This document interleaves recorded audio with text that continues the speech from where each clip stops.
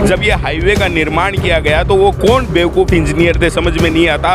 उन हमारे मारवाड़ी में कहा जाता है कि दादी मर गई अंधेरा मर पोती को नाम रोशनी बाकावत आपने झुंडू गमा लागू इकले हो रही है कि। नमस्कार दोस्तों, मैं विक्रम, आप देख रहे हैं रंगीलो झुंझुनू और अभी मौजूद हूं मैं एक झुंझुनू के ऐसे हाईवे पे जो खून मांगती है। ये बात आपने सुनी होगी, कई सड़कों के बारे में ये कहा जाता है कि ये सड़क बलि मांगती है। वैसे ही मैं कह रहा हूं कि ये हाईवे है वो खून मांगती है। कभी एक्सीडेंट की वजह से, कभी इसके पास में भरा हुआ गंदा पानी बारिश के समय में सड़क पे आ जाता है, उस समय जो हादसे होते हैं उनमें लोगों की जान जाती है। आप लोगों को अभी पता होगा कि 2 दिन पहले झुंझुनू जिले के 2 जगह, एक यहाँ पे इस सड़क पे और एक दूसरा नवलगढ़ में ऐसे हादसे हुए जहाँ जिन लोगों ने जान गंवाई उसके पीछे पूरे झुंझुनू जिले के लोगों को झकझोर दिया।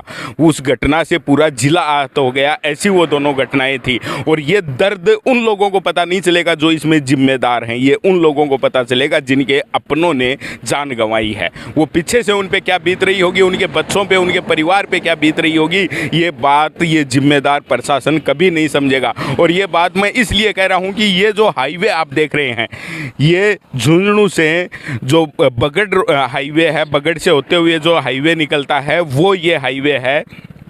और यहाँ पे पिछले कुछ दिनों में इतने हादसे हुए हैं, लेकिन उसके बाद प्रशासन करता क्या है?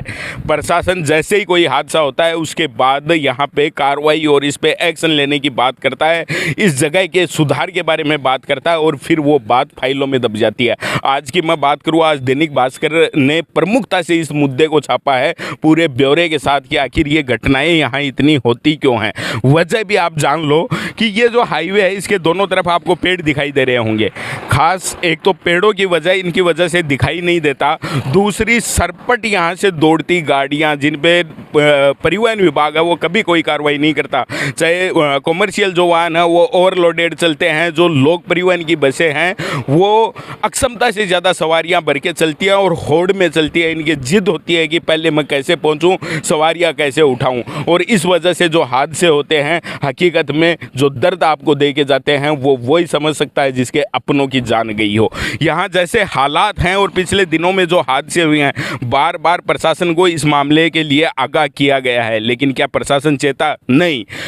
मेरे हिसाब से हमारा सिस्टम और हमारा तंत्र इस तरीके से बन चुका है कि जब तक आम जनता सड़कों पर आती है, सड़कों पर पत्थर डाल के, झाड़ियाँ डाल के सड़कों को जाम नहीं कर दिया जाता, नारेबाजी नहीं होती, तब तक प्रशासन चेतता नहीं। मैं आपको एक कहावत याद दिलाना चाहता हूँ। हमारे मारवाड़ी में कहा जाता है कि दादी मर गई अंधेरा मर पोती को नाम रोशनी बाकावत आपने झुंडू गमा लागू इकले हो रही है कि एक तरफ तो खुद की पीठ प्रशासन ये कारण थपथपावा है कि मैं बहुत बढ़िया काम कर रहा हूँ और दूसरी तरफ हालत यह है कि लोग इस रोड के ऊपर आपकी बलि दिया जा रहे हैं बिना कोई वजह, बिना कोई गलती के। अब आपको मैं बता दूं कि इन झाड़ियों के अलावा जो दूसरा कारण यहाँ हादसों का वो ये कि इसकी जो इंजीनियरिंग है, जब ये हाईवे का निर्माण किया गया तो वो कौन बेवकूफ़ इंजीनियर थे समझ में नहीं आता।